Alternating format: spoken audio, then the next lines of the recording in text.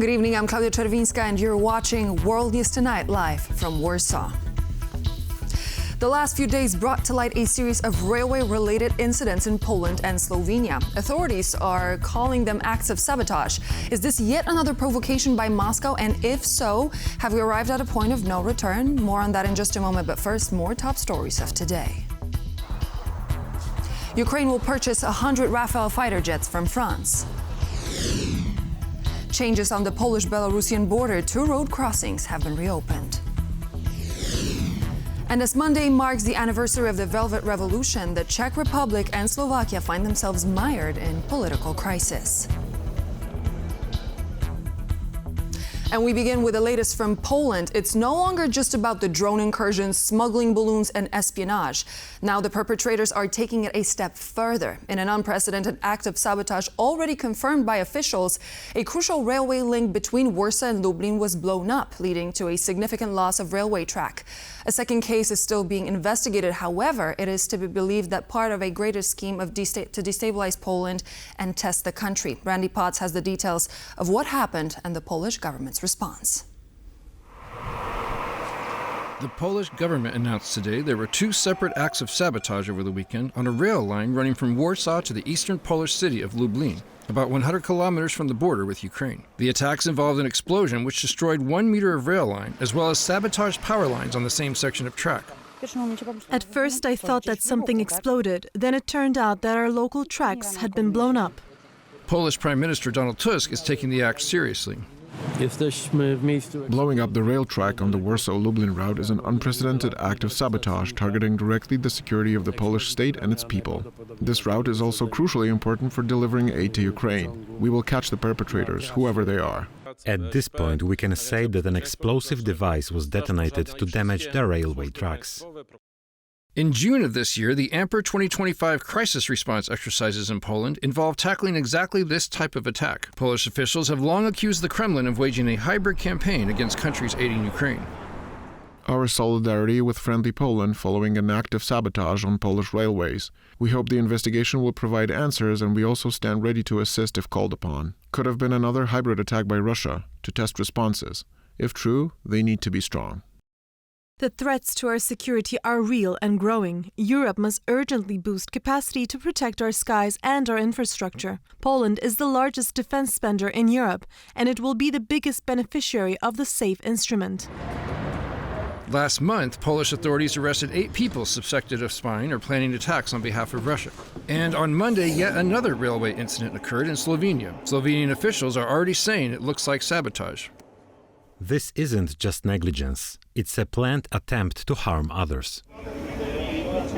This is the second incident of its kind in Slovenia in recent weeks.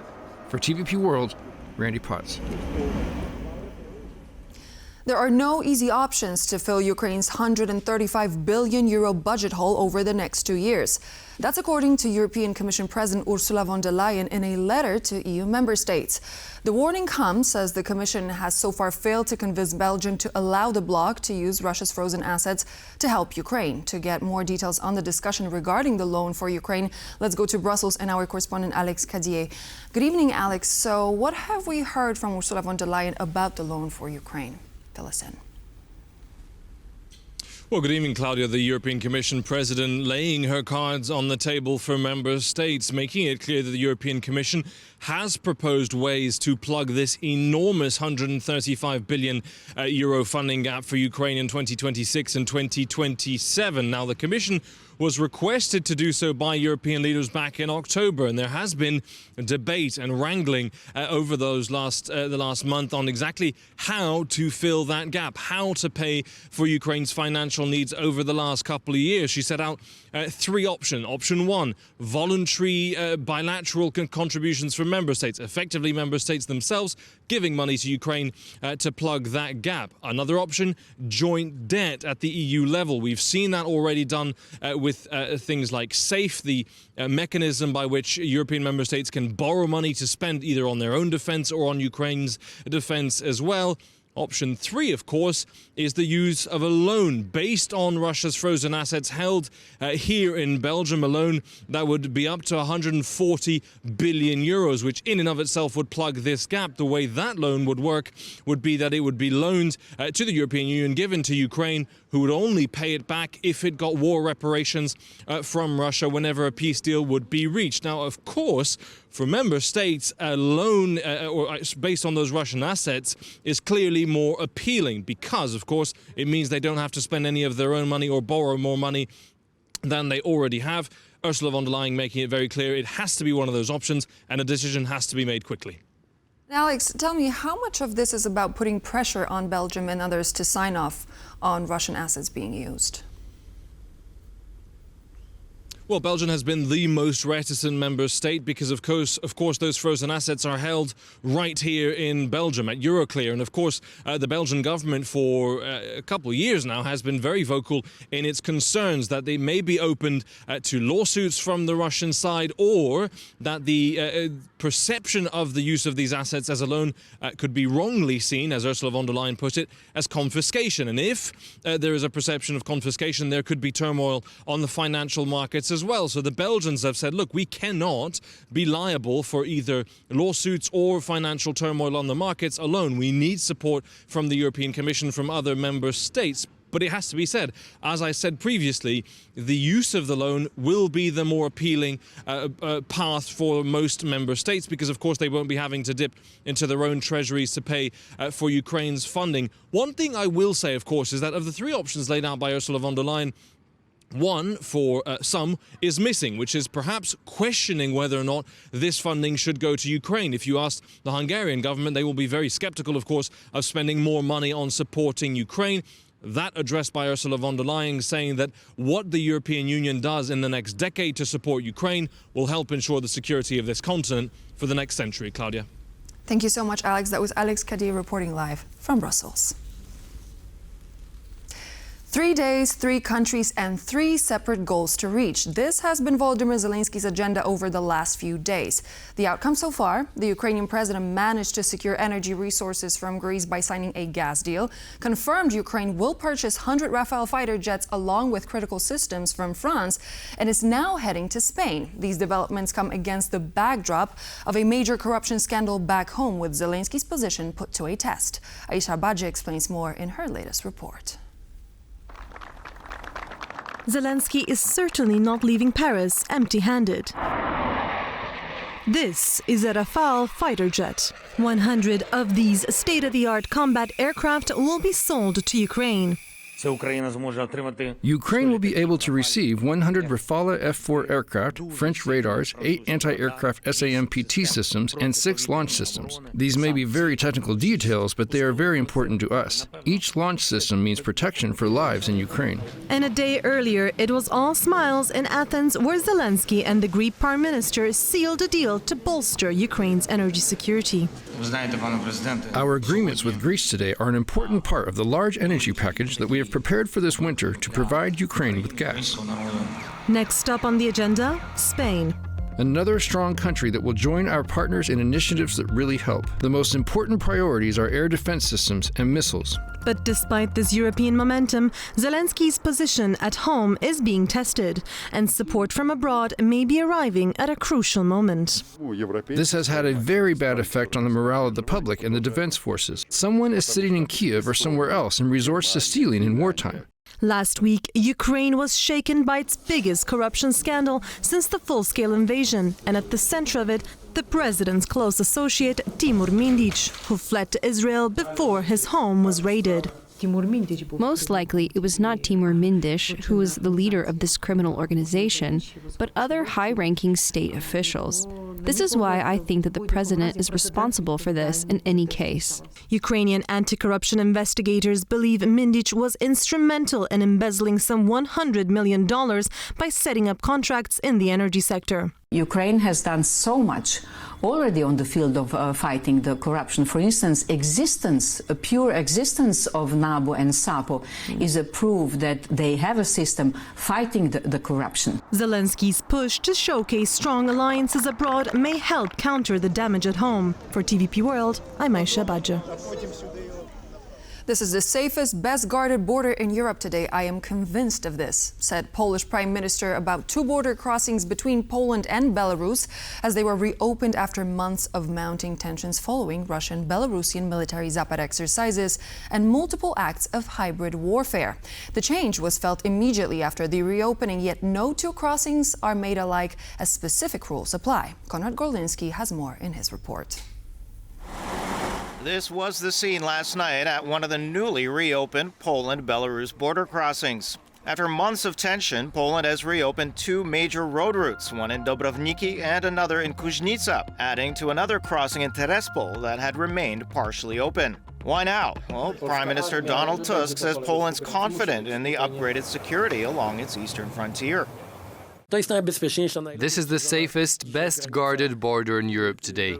I am convinced of this. And this is why I decided, in consultation with local authorities and entrepreneurs from the Podlasia region, to reopen these border crossings. The rules do differ by location. Dobrowiki allows both passenger and cargo traffic, but Kuźnica is limited to passenger vehicles, no buses or freight just yet. The impact, however, is already visible, and with electronic queue registration returning at Dobrowiki and soon at Bruzgi, those long nights spent sleeping in truck cabs may finally be over. We hope that it's going to be at least a little bit easier for the drivers waiting in these long lines. Warsaw closed the Kuźnica crossing in November of 2021, accusing Belarus of trying to push migrants across the border in order to destabilize both Poland and the EU. Dobrowiki was shut down in February of 2023, not long after a Belarusian court sentenced Polish-Belarusian journalist and activist Andrzej Poczobut to prison in a case widely condemned as politically motivated. First of all, there is about 20 journalists still imprisoned in Belarus, and Andrzej Poczobut is only one of them, and there are more than 1,200 political prisoners. There is hope that this gesture made by Poland will help get Poczobut and many others still being held by the Lukashenko regime released. Can we expect more releases of political prisoners in Belarus? We'll see. That's definitely the goal of Washington's recent diplomatic push, but it's also a key objective for the Polish Foreign Ministry. Back in September, Donald Trump's envoy John Cole met Alexander Lukashenko and secured the release of 52 prisoners. The Trump administration says their release should be seen as part of U.S. efforts to normalize relations with Belarus. Now, the border reopening is drawing praise from Minsk. The Belarusian Foreign Ministry called Poland's move constructive and beneficial for citizens. No matter what, progress is being made, and life will now be easier for many families and businesses. Warsaw, however, stresses that this is not a full return to business as usual. We'll see what happens, how authorities in Belarus will respond to what is definitely a gesture of goodwill. The government makes it clear that if security risks rise, the border could be closed again. For TVP World, I'm Konrad Gorlinski.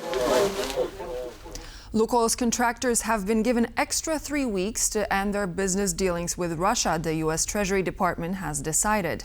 The United States imposed sanctions on Lukoil and Rosneft as a way of pressuring the Kremlin to end the war in Ukraine, as both companies have long invested heavily in Europe. And now countries in the Balkans in particular are facing a significant challenge due to their heavy dependence on Russian crude. More on the topic in Maciej Wilowski's piece. U.S. sanctions on Russian oil companies are reshaping Europe's energy landscape. And nowhere is the impact being felt heavier than in the Balkans, where countries long dependent on Russian energy are scrambling to secure their fuel supplies. Such a race against time is unfolding in Serbia, where the Gazprom-operated Nis refinery supplies the country with much of its energy needs. With banks having frozen its financial transactions and the U.S. denying a sanctions waiver, Serbia's only refinery could run out of oil by early next week, President Alexander Vučić warned on Sunday. I want to avoid at any cost any kind of confiscation, nationalization, or taking something away from someone, but that decision must be made in the next 7 days. Next week, we must have a solution. While Serbian authorities aim to avoid nationalization, governments in neighboring Romania and Bulgaria are taking the opposite approach after attempts to secure a private buyer for the Russian-owned Petrotel and Neftochem refineries proved unsuccessful. These developments show that U.S. sanctions are already having an effect even before their full implementation. We can already clearly see that the sanctions are having the impact in spite of the fact they are being enforced from 21st of November.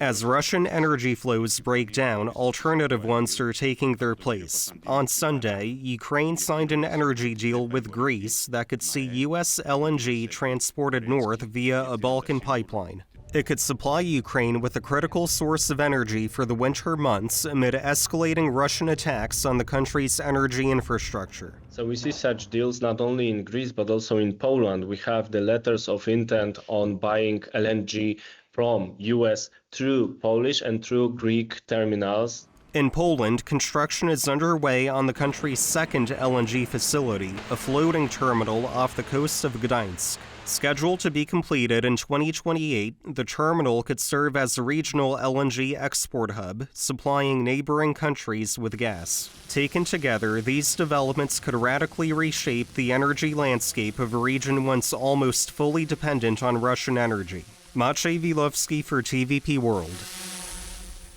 The Czech Republic and Slovakia are both marking a national holiday today to commemorate the Velvet Revolution that led to the end of the communist rule in Czechoslovakia in 1989. In both countries, domestic politics have overshadowed commemorations.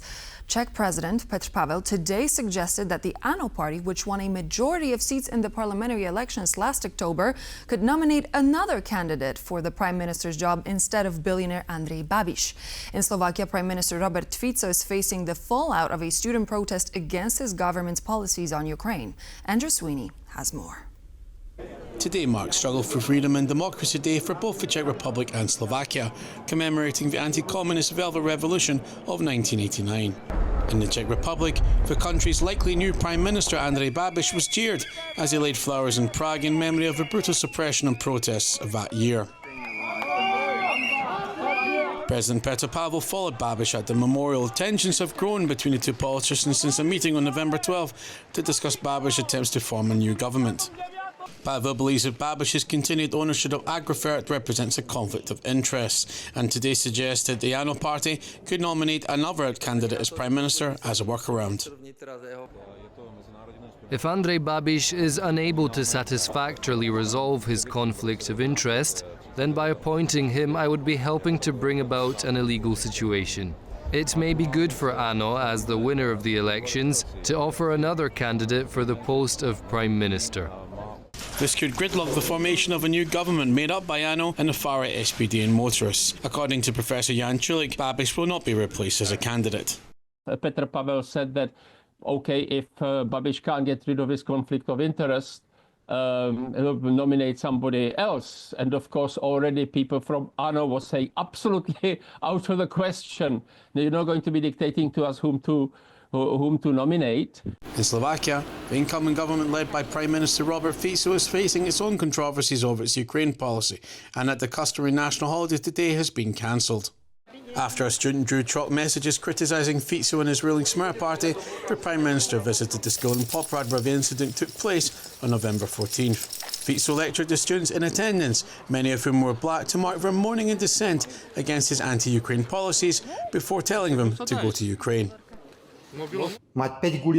If you're such heroes in these black t-shirts, and you're so for this war, then go fight for Ukraine, please.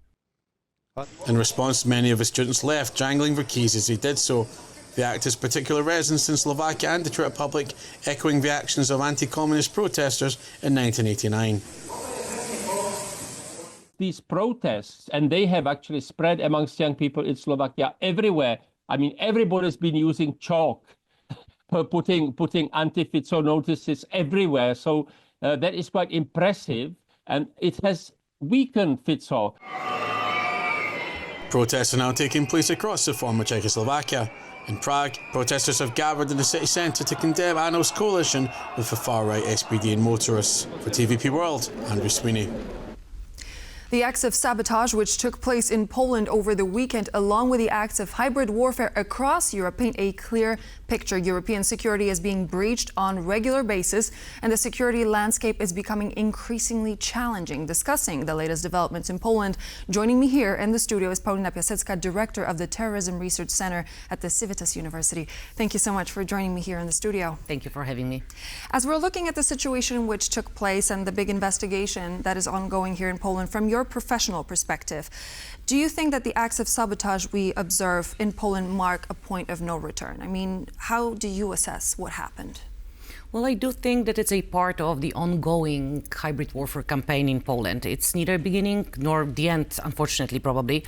But we do need to realize that we've been a target of hybrid attacks for quite a few years in the information environment, in cyberspace, especially when it comes to the cyber attacks against elements of the critical infrastructure.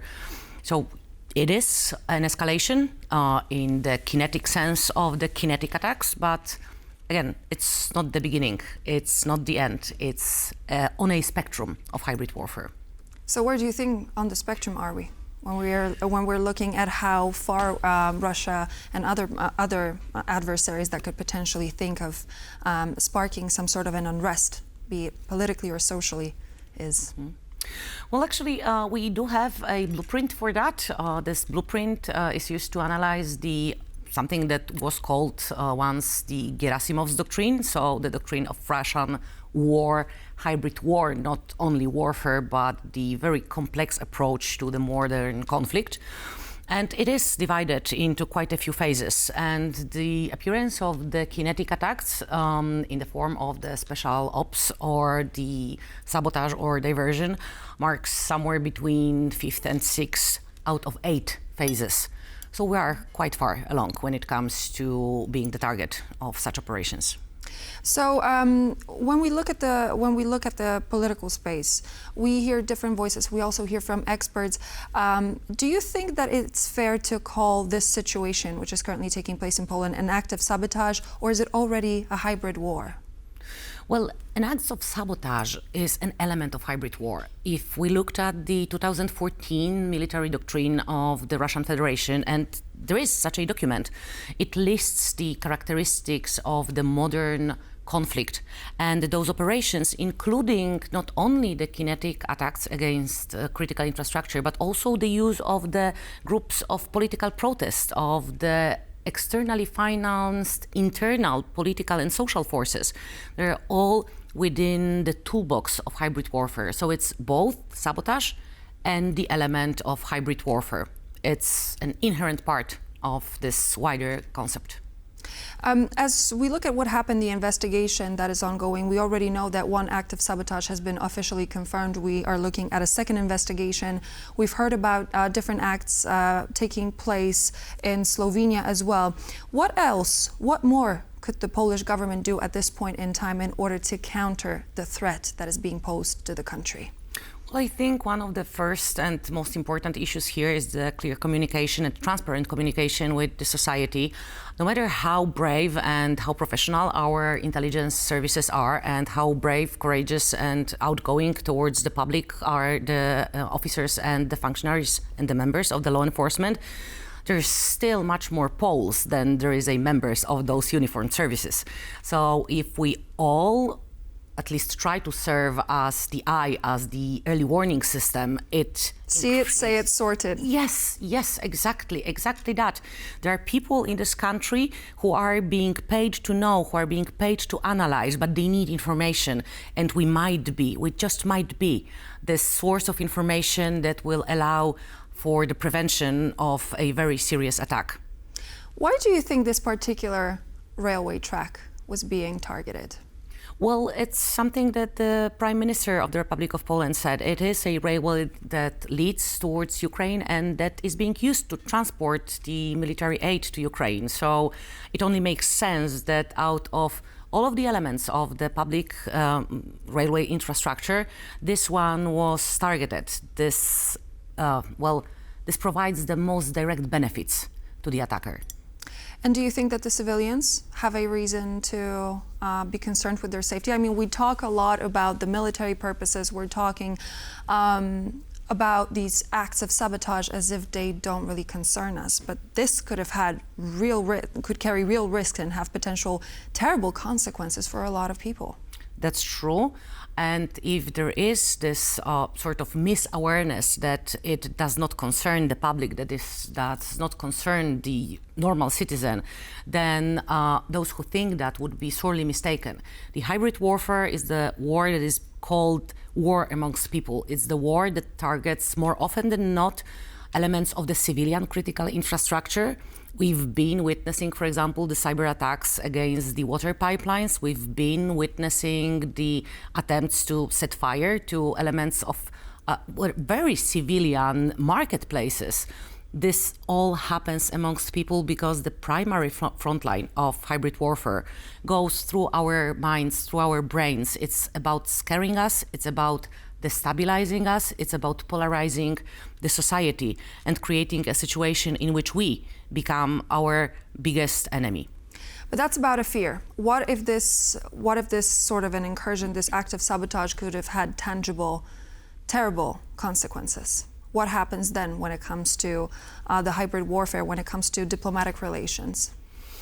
Well, I think this is a very complicated question because it touches upon something that once we called, for example, political thresholds for cyber warfare. How do you prove that there is a concrete individual attacker behind that? Mm-hmm. What do you do in saying, okay, we all know that this being, this entity that would benefit most from attacking us would probably be Russian Federation because we are messing with their attacking Ukraine, but we don't have proof. So, but if we do, if we find a person, if we catch them in the act, we find a person, but how do we prove that they are working for the Russian government? And if more connections, more connections, and more. We live in the world of cyber technology. But it's not only about the connections; it's also about the political will. Because at some point we will come to this red line, and there will be a decision to make. And this decision, it will not only be a decision to make for the Polish government and Polish political forces, it will also be a decision for NATO. Because the Polish decision that we have been attacked and that we are in fact at war is the decision that will influence the whole NATO, which is why it is so extremely important for us to create the strongest possible, almost foolproof barrier between us and the acts of hybrid warfare, because it's not only an attack against us. It might be also an attack against the integrity of the European Union and the provocation towards NATO, which only raises the level of our responsibility. Winning also, by division. Us individual citizens, exactly. So what do you think will be the next target of such acts of sabotage as we've seen so far? I mean, there is definitely an escalation, and not only here on the Eastern European and NATO flank, but we're also looking at escalation all over the continent. Mm-hmm. What do you think could possibly happen next? Well, if we're looking at, for example, this thing that is easiest and theoretically has the most asymmetric return on investment, so the lowest possible investment in attack and the highest possible return from this attack. That would be probably an attack in cyberspace against an important element of the critical infrastructure, attacking an important electric grid, attacking a crossroads between important transfers of energy flows in the region, causing blackouts. The blackouts, electric blackouts, it's not only about the fact that we don't have the access to Instagram and can't look at cats on Instagram. It's also about the hospitals. It's also about critical infrastructure. Yes, and it's also about the lives of people who are dependent, for example, on life support. It's also about the communication. It's about so many things that are dependent on computers, which are dependent on electric energy to function. So that is what I would look at, the diversion by creating kinetic attacks, but also very, very subtle and quite often very directed attacks against the critical infrastructure in cyberspace. One thing very quickly, because our time here on the program is coming to an end, what us as regular people can do to counter these attacks in the best way possible? I think you've already said that. Be aware. Inform if you learn about something. Don't worry about misinforming the services that are here exactly to do that, to divide the truth from the false. And also, and I think it's quite important, think critically. Think before responding to a provocation, information provocation. Think before repeating any truths that you learn on the internet. And always, always look at the source. Always check your sources. Thank you very much, Paulina Piasecka, Director of the Terrorism Research Center at the Civitas University. Thank you for joining me. Thank you for having me. And so this would be all for now here on World News Tonight. I'm Klaudia Czerwińska. Thank you for joining me, and I hope to see you back here on TVP World in just a moment for more news and features. Good night.